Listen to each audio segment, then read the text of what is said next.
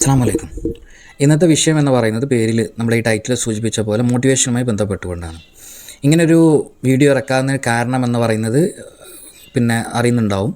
അതായത് ഡോക്ടർ അനിൽ ബാലചന്ദ്രൻ എന്ന് പറയുന്ന മോട്ടിവേഷണൽ സ്പീക്കർ എന്ന് സ്വയം പ്രഖ്യാപിച്ചുകൊണ്ട് വന്നിട്ടുള്ള ഒരാൾ ഈ ബിസിനസ്മാൻമാർക്ക് മോട്ടിവേഷൻ കൊടുക്കുന്നതിൻ്റെ ഭാഗമായി ഒരു വിഷയം ഒരു പ്രോഗ്രാം അവതരിപ്പിക്കുകയും ആ പ്രോഗ്രാമിൽ അവിടെ കൃത്യമായി തന്നെ ബിസിനസ്മാൻമാർ അവരുടെ ക്ലയൻസിൻ്റെ കയ്യിൽ നിന്നും പണം കിട്ടാൻ വേണ്ടിയിട്ട് അവരുടെ പിന്നാലെ നടക്കുന്നതല്ല അവരെ ഫോളോ അപ്പ് ഒക്കെ നടത്തുന്നതൊക്കെ അതൊക്കെ തെണ്ടികളുടെ സ്വഭാവമാണ്, തെണ്ടി നടക്കുന്നതിന് തുല്യമാണ് എന്ന് പറയുകയും അതിന് സ്വാഭാവികമായിട്ടും അവിടെ ഉണ്ടായിരുന്ന ബിസിനസ്മാൻമാർ അതിനെ ചോദ്യം ചെയ്യുകയും ചെയ്ത് ഒരു വീഡിയോ നമ്മൾ കാണുകയുണ്ടായി. അങ്ങനെ ആ പ്രോഗ്രാം അവിടെ അവസാനിപ്പിക്കുകയും അദ്ദേഹത്തിന് ബിസിനസ്സുകാർ തടയുകയും ചെയ്യുന്ന ചിത്രങ്ങളെല്ലാം തന്നെ നമ്മൾ കണ്ടു കഴിഞ്ഞു. അപ്പോൾ മോട്ടിവേഷനുമായി ബന്ധപ്പെട്ടുകൊണ്ട് ചില വിഷയങ്ങൾ ഞാൻ പറയാമെന്നാണ് ഞാനിവിടെ വിചാരിക്കുന്നത്.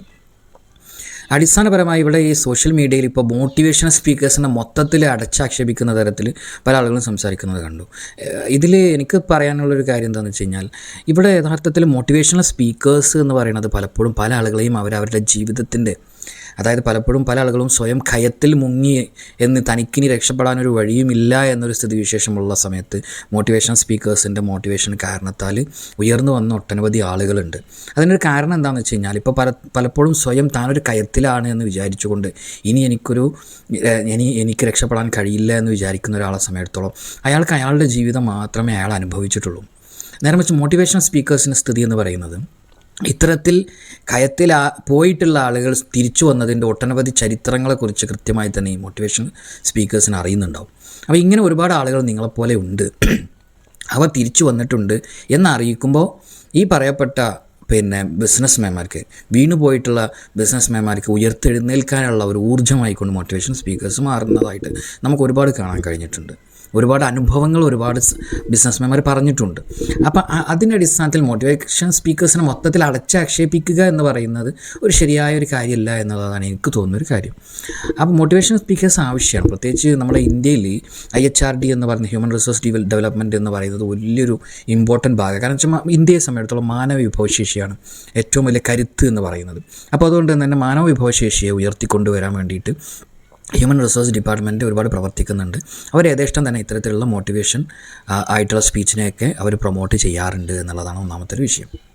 മറ്റൊന്ന്, പലപ്പോഴും ഇങ്ങനെയുള്ള മോട്ടിവേഷൻ സ്പീക്കേഴ്സിൻ്റെ കീഴെ വന്നിട്ട് നീ ഏതെങ്കിലും സെയിൽസ് ചെയ്തിട്ടുണ്ടോ, നീ ഇങ്ങനെ ബിസിനസ് ചെയ്തിട്ടുണ്ടോ എന്നൊക്കെ ചോദിക്കുന്നുണ്ട്. ചോദ്യത്തിൽ തീരെ കാര്യമില്ല എന്ന് പറയാൻ പറ്റില്ല, കാര്യമുണ്ട്. കാരണം ബിസിനസ് അവർ ചെയ്യണമല്ലോ എന്നുള്ളൊരു കാര്യമുണ്ട്. കാരണം ഞാനൊരു ബിസിനസ്മാനാണ്, എനിക്കും അങ്ങനെ തോന്നിയിട്ടുണ്ട്. ഇവരിങ്ങനെ മോട്ടിവേഷൻ കൊടുത്താൽ മാത്രം മതിയോ, സ്വന്തമായിട്ട് എന്തെങ്കിലുമൊക്കെ ചെയ്യേണ്ടേ എന്നുള്ളത് നമുക്ക് തോന്നുന്നൊരു കാര്യം. ബിസിനസ് എന്ന് പറയുന്ന ഒരു ത്രില്ലിംഗ് ആയ ഒരു കാര്യമാണ്. ഇനി മറ്റൊന്ന്, ഇവിടെ നമ്മൾ ശ്രദ്ധിക്കേണ്ട ഒരു കാര്യം, ഈ റഫറി ആകുക അല്ലെങ്കിൽ ഒരു കോച്ചാകുക എന്ന് പറയുന്നത് നല്ലൊരു കളിക്കാരനാവണം ഇല്ല. നല്ലൊരു കോച്ചിനെ സമയത്തോളം നന്നായി കളിക്കുന്നവൻ്റെ പ്രത്യേകത എന്തൊക്കെയാണ് എന്നറിഞ്ഞാൽ മതി. എന്നാൽ നന്നായി റെഫറി ആയിട്ടും നന്നായി കോച്ചായിട്ടൊക്കെ നിൽക്കുന്ന ആളുകൾ നന്നായി കളിക്കുന്നവരായിട്ടുണ്ട്. ഇപ്പോൾ നമ്മൾ സിനിമ ഡയറക്ഷനെ പറ്റി പഠിക്കുകയാണെന്നുണ്ടെങ്കിൽ, സിനിമ നന്നായി ഡയറക്റ്റ് ചെയ്യാൻ കഴിയുന്ന ആൾക്കാർ നന്നായി അഭിനയിക്കാൻ കഴിയുന്നവരുണ്ട്. എന്നാൽ നല്ല ഡയറക്ടേഴ്സിന് അഭിനയിക്കാൻ കഴിയില്ല. പക്ഷേ എങ്ങനെ നന്നായി അഭിനയിക്കുന്നു എന്നുള്ളത് വിലയിരുത്താനുള്ള കഴിവ് ആർക്കുണ്ട്? ഈ ഡയറക്ടേഴ്സിനുണ്ട്. ഇപ്പം ഞാൻ ഇവിടെ പറയുന്നൊരു കാര്യം എന്താണെന്ന് വെച്ച് കഴിഞ്ഞാൽ, ഇവിടെ ഇത്തരത്തിൽ നല്ല ഒരു ബിസിനസ് കോച്ച് എന്ന് പറയുമ്പോൾ നന്നായി ബിസിനസ് ചെയ്യാൻ ചിലപ്പോൾ അറിഞ്ഞില്ല എന്നും വരാം. പക്ഷെ ഞാൻ പറയുന്നത് ബിസിനസ് സ്വയം ചെയ്യാൻ കഴിഞ്ഞില്ല എന്ന് വരാം. എന്നാൽ നന്നായി എങ്ങനെ ബിസിനസ് ഡെവലപ്പ് ചെയ്യുന്നു, എങ്ങനെയാണ് നന്നായി ബിസിനസ് ചെയ്ത ആളുകളുടെ ചരിത്രം എങ്ങനെയാണ് എന്നൊക്കെ അവർക്ക് കൃത്യമായി അറിയുന്നുണ്ടാവും. അതുകൊണ്ട് തന്നെ ഇതൊന്നും അറിയാത്തൊരു ബിസിനസ്മാനെ അവരെ മുന്നോട്ട് കൊണ്ടുവരാൻ ചിലപ്പോൾ ഇങ്ങനെയുള്ള ബിസിനസ് കോച്ചുകൾക്ക് കഴിയും. എൻ്റെ ഒരു അനുഭവത്തിൽ ഞാൻ എപ്പോഴും പറയുന്ന, അപ്പോൾ ഞാൻ ഒരു 2 ദിവസം മുമ്പ് പോലും പറഞ്ഞൊരു കാര്യമാണ്. എൻ്റെ കൂടെ എൻ്റെ ഫാദറിൻ്റെ അമ്മൂന് ബിസിനസ് പരമായിട്ടുള്ള കാര്യങ്ങൾക്കൊക്കെ വരാറുണ്ട്, അനിയനുണ്ടാവും. ഞാൻ പറഞ്ഞു, നമുക്ക് നെയ്വേലി പോയിട്ട് നമുക്ക് അവിടുത്തെ പണ്ട് നമ്മൾ പോയൊരു കട ഉണ്ടായിരുന്നില്ല, അവിടെ പോയാലോ എന്ന് ഞാൻ ചോദിച്ചു. നമ്മൾ എന്തുകൊണ്ടാണ് അങ്ങനെ ചോദിക്കാൻ കാരണം എന്ന് വെച്ച് കഴിഞ്ഞാൽ, നെയ്വേലി ഞാൻ അനുഭവം പറയുകയാണ്. നെയ്വേലി ഞാൻ പോകാനുള്ള കാരണം എന്ന് പറയുന്നത്, നമ്മുടെ ക്ലയൻറ്റിന് ഒരു പ്രത്യേകതരം മെറ്റീരിയൽ ആവശ്യമുണ്ടായിരുന്നു. അത് ഇവിടെ വെച്ച് കണ്ടതാണ്.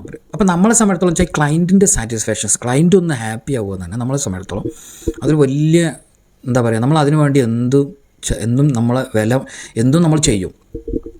അപ്പോൾ ഈ മെറ്റീരിയൽ എവിടെ നിന്നാണ് എങ്ങനെയാണെന്നൊന്നും നമ്മുടെ ക്ലയൻറ്റിന് അറിയില്ല.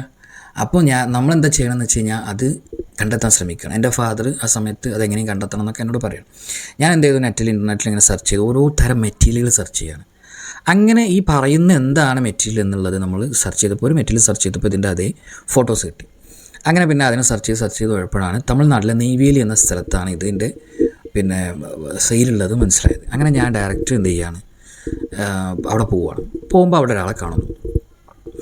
അദ്ദേഹം യഥാർത്ഥത്തിൽ ഒരു പ്രമുഖ കമ്പനിയുടെ പേര് ഞാൻ പറയുന്നില്ല, പ്രമുഖ കമ്പനിയുടെ മെയിൻ ഡീലറാണ്, സൗത്ത് ഇന്ത്യ മൊത്തം സപ്ലൈ ചെയ്യുന്നതാണ്. അയാളുടെ പ്രത്യേകത എന്ന് പറയുന്നത്, ഞാൻ അവിടെ ചെന്ന് ഇറങ്ങിയ ദിവസം എന്ന് പറയുന്നത് അദ്ദേഹത്തിൻ്റെ മകളുടെ വിവാഹ തലേ ദിവസമാണ്. തലേ ദിവസത്തിലും അദ്ദേഹം അവിടെ ഉണ്ട്. പക്ഷേ അദ്ദേഹം പെട്ടെന്ന് പോയി, വൈകുന്നേരമായപ്പോൾ 6 മണിയാണ് പറയുന്നത് കേട്ടോ, പെട്ടെന്നല്ല 6 മണിയായപ്പോൾ അദ്ദേഹം പോയി. കല്യാണം ആയതുകൊണ്ടാണ് നേരത്തെ പോയതെന്ന് സ്റ്റാഫ് നമ്മളോട് പറഞ്ഞു ചെയ്തു. നമ്മളേതായാലും പിറ്റേന്ന് പോയി നോക്കിയപ്പോഴും രാവിലെ അദ്ദേഹം അവിടെ ഉണ്ട്. രാവിലെ എന്ന് വെച്ചാൽ അന്ന് അദ്ദേഹത്തിന് മകളുടെ കല്യാണമാണ്. എന്നിട്ട് അദ്ദേഹം ഉച്ചക്ക് മുമ്പേ പോയി, അതും കല്യാണം പ്രമാണിച്ചാണ്. അദ്ദേഹത്തെ ഞാൻ പറയുന്നത് ഇതൊന്നുമല്ല, അദ്ദേഹം ഇങ്ങനെ ഒന്നുമല്ല നമ്മളെ വിഷയം എന്താണെന്ന് വെച്ച് കഴിഞ്ഞാൽ, അദ്ദേഹത്തിനോട് ഞാൻ സംസാരിക്കും. അപ്പോൾ ഞാൻ ബാർഗെയിൻ ചെയ്യുന്നുണ്ട്, പിന്നെ വില കുറക്കാൻ പറയുന്നുണ്ട്. അപ്പോൾ അദ്ദേഹത്തിൻ്റെ ഒരു സംസാര ശൈലി, എന്നോട് തമിഴിലാണ് സംസാരിക്കണം. അദ്ദേഹം പറഞ്ഞു, നിങ്ങൾ കൂടുതൽ ഓർഡർ തരൂ, ഞാൻ വില കുറച്ച് തരാം എന്നൊക്കെ പറഞ്ഞിട്ട് അദ്ദേഹത്തിൻ്റെ ആ സംസാര ശൈലിയും ബോഡി ലാംഗ്വേജും എല്ലാം തന്നെ നമ്മളെ ഒരു ബിസിനസ്മാനെ നമ്മളെ ഭയങ്കരമായിട്ട് ഊർജ്ജം നൽകുന്നതായിരുന്നു. അപ്പോൾ ഞാൻ പറഞ്ഞു, നമുക്ക് വെറുതെ ഒന്ന് പോയി നോക്കിയാലോ, എന്നിട്ട് അദ്ദേഹത്തെ ഒന്ന് പോയി കണ്ടാലോ. ഇപ്പോൾ അദ്ദേഹം ഉണ്ടോയെന്ന് പോലും അറിയില്ല കേട്ടോ, കാരണം എത്രയോ കൊല്ലങ്ങൾക്ക് മുമ്പാണ്. പക്ഷേ സ്റ്റിൽ ഇപ്പോഴും ഞാൻ ബിസിനസ്സുമായി ബന്ധപ്പെട്ടുകൊണ്ട് നമുക്കൊരു ഊർജ്ജം വേണമെന്ന് പറയുമ്പോൾ നമ്മൾ അദ്ദേഹത്തോട് സംസാരിച്ച ആ രംഗം അങ്ങനെ ഓർക്കുകയാണ് ചെയ്യുക. അപ്പോൾ ഇങ്ങനെയുള്ള ആളുകൾ നമ്മളെ ചുറ്റുമുണ്ട്. അവർ വളരെ സക്സസ്ഫുള്ളായ ആളുകളാണ്. ഞാൻ മനസ്സിലാക്കിയിടത്തോളം നമുക്ക് മോട്ടിവേഷൻ കിട്ടുന്നതിന് ഏറ്റവും അനിവാര്യമെന്ന് പറയുന്നത് ഇങ്ങനെയുള്ള വ്യക്തികളാണ്. ഇങ്ങനെയുള്ള വ്യക്തികളുമായ സഹവാസമാണ്. ഇവരുമായിട്ട് നമ്മൾ ബിസിനസ് ട്രാൻസാക്ഷൻ നടത്തുന്നു, അവരോട് നമ്മൾ സംസാരിക്കുന്നു എങ്കിൽ നമ്മൾ ഉയർന്നുകൊണ്ടേയിരിക്കും, നമുക്കൊരു പോസിറ്റീവായിട്ടുള്ള എനർജി കിട്ടിക്കൊണ്ടേയിരിക്കും. നേരെ മറിച്ച് ഇതിന് ഘടകവിരുദ്ധമായ ആളുകളെയും ഞാൻ കണ്ടിട്ടുണ്ട്. അതെങ്ങനെയാണെന്ന് വെച്ച് കഴിഞ്ഞാൽ, ഞാൻ എൻ്റെ കുടുംബത്തിൽപ്പെട്ട ഒരാളാണ്, ഒരു അകന്ന ബന്ധമാണ്. ഞാൻ അദ്ദേഹത്തോട് എൻ്റെ ഫീൽഡ് പറഞ്ഞു, ഞാൻ കൺസ്ട്രക്ഷൻ ഫീൽഡിലാണ്. കൺസ്ട്രക്ഷൻ ഫീൽഡായപ്പോൾ പറഞ്ഞു, കൺസ്ട്രക്ഷൻ ഫീൽഡിൻ്റെ കുറേ പ്രശ്നങ്ങളും അപാകതകളൊക്കെ പറഞ്ഞു, കംപ്ലീറ്റ് നെഗറ്റീവാണ് പറയുന്നത്. ഞാൻ എന്ത് ചെയ്തു, പെട്ടെന്ന് സ്റ്റോപ്പ് ചെയ്തു, വർത്താനം നിർത്തി. ഞാനൊക്കെ ഓക്കെ എന്ന് പറഞ്ഞിട്ട് സ്റ്റോപ്പ് ചെയ്തു. ഞാനൊന്നും സംസാരിച്ചില്ല, പിന്നെ മൊബൈൽ നോക്കിയിരുന്നു. കാരണം വെച്ചാൽ ഇത് ഫുള്ള് തരുന്നത് മൊത്തം നെഗറ്റീവ് തോട്ട്സാണ്, negative energy. Negative positive energy ഉണ്ടോ ഇല്ലയോ വേറെ വിഷയം, പക്ഷേ നെഗറ്റീവ് തോട്ട്സാണ് നമുക്ക് തന്നുകൊണ്ടിരിക്കണം മൊത്തം. ഞാൻ സ്റ്റോപ്പ് ചെയ്തു. ഇങ്ങനെയുള്ള ആളുകളിൽ നിന്ന് അകന്ന് നിൽക്കുക എന്ന് പറയുന്നതും നമ്മളിൽ പോസിറ്റീവായ ഒരു എഫക്റ്റ് ഉണ്ടാക്കും. അതിൻ്റെ കൂടെ തന്നെ ഞാൻ നേരത്തെ പറഞ്ഞ വ്യക്തിയെ പോലെയുള്ള ആളുകളുമായി സംസാരിക്കുക എന്ന് പറയുന്നത് നമുക്ക് പോസിറ്റീവ് എഫക്റ്റ് ഉണ്ടാക്കും. അപ്പം നമ്മളെപ്പോഴും ശ്രദ്ധിക്കേണ്ട ഒരു കാര്യം, നിങ്ങൾ വർഷങ്ങളോളം പലപ്പോഴും ഒരുപാട് കാലം മോട്ടിവേഷണൽ ടോക്സ് കേൾക്കുന്ന ആളുകളെ എനിക്കറിയാം. നിങ്ങൾ വർഷങ്ങളോളം കേൾക്കുന്നതിന് പകരം ഒരു 10 മിനിറ്റ് വളരെ സക്സസ്ഫുള്ളായ ഒരാളുടെ സംസാരം, എങ്ങനെയാണ് അവർ വിജയിച്ചത് എന്നുള്ളത് കേൾക്കുന്നതായിരിക്കും വർഷങ്ങളോളം ഒരു മോട്ടിവേഷൻ സ്പീക്കറുടെ സംസാരം കേൾക്കുന്നതിനേക്കാൾ മൂല്യം എന്നുള്ളതാണ് എനിക്ക് തോന്നിയൊരു കാര്യം ഞാൻ ഇവിടെ പറയുന്നത്. അപ്പോൾ ഈ ഒരു വീഡിയോ ഞാനിവിടെ ചുരുക്കുകയാണ്. ഞാൻ പറയുന്നത് അനിൽ ബാലചന്ദ്രനെ പോലുള്ള ആളുകളെന്ന് പറയുന്നത് അവർ വളരെ വേസ്റ്റായിട്ടുള്ള ആളുകളാണ്. വേസ്റ്റ് എന്ന് മാത്രമല്ല, വേസ്റ്റാണ് അവർ, ഒരു പ്രശ്നക്കാരാണ്. കാരണം അവർക്ക് ആക്ച്വലി നോക്കൂ, നിങ്ങൾ യഥാർത്ഥത്തിൽ അനിൽ ബാലചന്ദ്രൻ്റെ ക്ലയൻസാൽ പെട്ട ഒരാളാണ് അദ്ദേഹത്തെ ചോദ്യം ചെയ്യുന്നത്. ഇനി നീ സംസാരിക്കരുത് എന്ന് പറയുന്നു. ആ ബിസിനസ്മാൻമാർ മൊത്തം അദ്ദേഹത്തെ വളയുന്നു, മാപ്പ് പറഞ്ഞിട്ട് പോയാൽ മതി എന്ന് പറയുന്നു. അപ്പോൾ എന്താണ് അനിൽ വേണ്ടത് എന്താണ്? അനിൽ തൃപ്തിപ്പെടുത്തേണ്ട ക്ലയൻസ് ആരൊക്കെയാണോ അവർ തൃപ്തിപ്പെട്ടില്ല എന്ന് മാത്രമല്ല, നിങ്ങളുടെ സർവീസ് ഇവിടെ വെച്ച് നിർത്തുക, നിങ്ങൾ മാപ്പ് പറയുക എന്നൊരു തരത്തിലേക്ക് ക്ലയൻസ് പോയി എന്ന് പറഞ്ഞു കഴിഞ്ഞാൽ അനിൽ ബാലചന്ദ്രൻ്റെ പരാജയമാണ് അവിടെ കാണിക്കുന്നത്. അപ്പോൾ ഇവിടെ അനിൽ ബാലചന്ദ്രനെ പോലെയുള്ള ചില ആളുകൾ മാത്രമാണ് മോട്ടിവേഷനിൽ പ്രശ്നമുള്ളത് എന്ന് മനസ്സിലാക്കിയിട്ട് മോട്ടിവേഷൻ സ്പീക്കേഴ്സിനെ മൊത്തം അടച്ചാക്ഷേപിക്കുന്നത് ശരിയല്ല എന്നാണ് എനിക്ക് തോന്നിയൊരു കാര്യം ഞാൻ പറയുന്നത്. കാരണം മോട്ടിവേഷൻ സ്പീക്കേഴ്സാണ്, ഞാൻ നേരത്തെ പറഞ്ഞല്ലോ, ഒരുപാട് ആളുകൾ രക്ഷപ്പെട്ടിട്ടുണ്ട്. മറ്റൊന്ന് ചെറിയൊരു കാര്യം കൂടി കൂട്ടിച്ചേർക്കാനുള്ളത്, മോട്ടിവേഷണൽ സ്പീക്കേഴ്സ് പലപ്പോഴും ചെയ്യുന്നൊരു കാര്യമുണ്ട്, പരാജയങ്ങൾ ഒരു പ്രശ്നമല്ല എന്നൊരു തരത്തിലേക്ക് ഉള്ളൊരു വ്യാഖ്യാനത്തിലേക്ക് പലപ്പോഴും ആളുകളെ തള്ളിവിടുന്നുണ്ട്. അതായത് ഒരു ബിസിനസ് ചെയ്യുമ്പോൾ ഒരു പരാജയ ഭീതി അവരുണ്ടാവണം. പരാജയ ഭീതി അല്ലെങ്കിൽ ഏതെങ്കിലും തരത്തിലുള്ള ഭീതികളാണ് മനുഷ്യനെ കൂടുതൽ വർക്ക് ചെയ്യിക്കുന്നത്. ഇപ്പം ഞാൻ ഈ സംരംഭത്തിൽ പരാജയപ്പെടുമോ എന്ന എൻ്റെ ഒരു ഭീതി ഉണ്ടല്ലോ, എൻ്റെ ഒരു ഭയമുണ്ടല്ലോ, ആ ഭയമാണ് എന്നെ കൂടുതൽ പ്രവർത്തിപ്പിക്കുന്നത്. ഇവിടെ മോട്ടിവേഷൻ സ്പീക്കേഴ്സ് പരാജയം ഒരു പ്രശ്നമല്ല, പരാജയം പിന്നെ വിജയത്തിൻ്റെ ചവിട്ടുപടിയാണ് എന്ന നിലക്ക് സംസാരിച്ച് കഴിഞ്ഞാലുള്ളൊരു കുഴപ്പം, പരാജയപ്പെട്ട് കഴിഞ്ഞാൽ നിങ്ങൾ പിന്നോട്ടടിക്കരുത്, നിങ്ങൾ മുന്നോട്ട് തന്നെ വരിക എന്ന് പറയുന്നത് പഠിപ്പിക്കുന്നതിൽ ഒരു തെറ്റുമില്ല, അതാണ് വേണ്ടത്. പക്ഷെ നിങ്ങൾ പരാജയം വന്നാലും കുഴപ്പമില്ല എന്ന നിലക്ക് നിങ്ങൾ നിൽക്കരുത് എന്ന, പരാജയം വന്നു കഴിഞ്ഞാലും പ്രശ്നമില്ല എന്ന നിലക്ക് നിങ്ങൾ നിൽക്കരുത് എന്ന് കൃത്യമായി തന്നെ മോട്ടിവേഷണൽ സ്പീക്കേഴ്സ് പഠിപ്പിക്കണം. അല്ലെങ്കിൽ എന്താണെന്ന് വെച്ചാൽ പരാജയം ഒന്നും വന്നോട്ടെ കുഴപ്പമില്ല, 2-3 വട്ടമൊക്കെ പരാജയം വന്നോട്ടെ കുഴപ്പമില്ല എന്ന നിലക്കായിരിക്കും ഉണ്ടാവും. അപ്പോൾ അവിടെ പ്രവർത്തനത്തെ, മനുഷ്യൻ്റെ വർക്കിനെ അത് ഇല്ലാതാക്കുന്നുണ്ട് എന്നുള്ള വലിയൊരു നെഗറ്റീവ് നെഗറ്റീവ് എഫക്റ്റ് അവിടെ ഉണ്ടാകുന്നുണ്ട്. ഇത് പലപ്പോഴും പല മോട്ടിവേഷൻ സ്പീക്കേഴ്സ് സംസാരിക്കുമ്പോഴും എനിക്ക് തോന്നിയിട്ടുള്ളൊരു കാര്യമാണ്. ഈ ലോകം എന്ന് പറയുന്നത് വളരെ കയോട്ടിക് ആയിട്ടുള്ള ഒരു ലോകമാണ്. ഈ ലോകത്തിന് റിസ്ക് എടുക്കുന്ന ആളുകൾക്ക് 2 കൂട്ടരാണ് ഈ ലോകത്ത് ജീവിക്കുന്നത്. ഒന്ന് റിസ്ക് എടുക്കുന്ന ആളുകൾ, 2 റിസ്ക് എടുക്കുന്നവരുടെ കൂടെ നിന്നുകൊണ്ട് റിസ്ക് എടുക്കാതെ ഉദ്യോഗസ്ഥനായി ജീവിക്കുന്നവരും. ഈ ലോകത്ത് സർവൈവ് ചെയ്യണമെന്നുണ്ടെങ്കിൽ ഈ റിസ്ക് എടുക്കുന്നവരുണ്ടാകണം. റിസ്ക് എടുക്കാതിരുന്നു കഴിഞ്ഞാൽ, റിസ്ക് എടുക്കാത്ത കുറച്ച് ആൾക്കാരുണ്ടല്ലോ ഉദ്യോഗസ്ഥന്മാരെ നിൽക്കുന്ന, അവരുടെ ഭക്ഷണം പോലും തടയപ്പെടും, അല്ലെങ്കിൽ അവരുടെ ഉപജീവനം പോലും തടയപ്പെടും. അപ്പോൾ റിസ്ക് എടുക്കുക എന്ന് പറയുന്നത് ഈ കയോട്ടിക്കായി ലോകത്ത് അനിവാര്യമാണ് എന്നുള്ളതാണ് ഞാൻ പറഞ്ഞത്. അപ്പോൾ ഞാൻ പറയുന്നൊരു വിഷയം ഇതാണ്, ഇങ്ങനെ റിസ്ക് എടുക്കുക എന്ന് പറയുന്ന ഒരു കാര്യമാണ് ബിസിനസ്മാൻമാർ ചെയ്തുകൊണ്ടിരിക്കുന്നത്, അല്ലെങ്കിൽ അത് കർഷകരൊക്കെ ചെയ്യുന്നൊരു കാര്യമാണ്. റിസ്ക് എടുക്കുന്നുണ്ട് അവർ. ഇതിനാണ് ഇവിടുത്തെ ഏറ്റവും വലിയ പ്രധാനം എന്ന് പറയുന്നത്.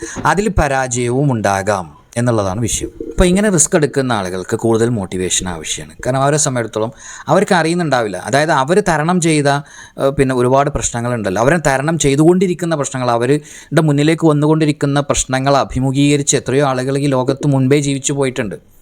അപ്പോൾ അങ്ങനെയുള്ള ആളുകളെക്കുറിച്ച് കൃത്യമായി പഠിച്ച ആളുകളാണ് മോട്ടിവേഷൻ സ്പീക്കേഴ്സ് എന്ന് പറയുന്നത്. അങ്ങനെയുള്ളവരാകണം യഥാർത്ഥത്തിൽ മോട്ടിവേഷൻ സ്പീക്കേഴ്സ്. അവരെന്ത് ചെയ്യുകയാണ്, നിങ്ങൾ ഭയക്കേണ്ട, നിങ്ങൾ നേരിടുന്ന ഈ പ്രശ്നം ഏതൊരു ബിസിനസ്മാനും നേരിടേണ്ടി വന്നതാണ്. നിങ്ങൾക്ക് മുൻപ് ഇങ്ങനെ നേരിട്ടിട്ടുള്ള ആളുകൾ അതിഗംഭീരമായ വിജയത്തിലേക്ക് വന്നിട്ടുണ്ട് എന്ന് പറഞ്ഞുകൊണ്ട് അവരെ മോട്ടിവേറ്റ് ചെയ്യുമ്പോൾ അവർ മുന്നോട്ട് വരുന്നു. അപ്പോൾ അതുകൊണ്ട് മോട്ടിവേഷണൽ സ്പീക്കേഴ്സ് എന്ന് പറയുന്നത് അതൊരാവശ്യമാണ് എന്നല്ല, അവർ നല്ല കാര്യം, അതായത് ഈ സമൂഹത്തെ മുന്നോട്ട് നയിക്കുന്നതിൽ വലിയൊരു പങ്ക് വഹിക്കുന്ന ആളുകളാണ് എന്നുള്ളതാണ് എനിക്ക് തോന്നിയിട്ടുള്ളത് എന്ന് പറഞ്ഞുകൊണ്ട് ഞാൻ ഈ വീഡിയോ അവസാനിപ്പിക്കുന്നു. അസ്സലാമു അലൈക്കും വറഹ്മത്തുള്ളാഹി വബറകാതുഹു.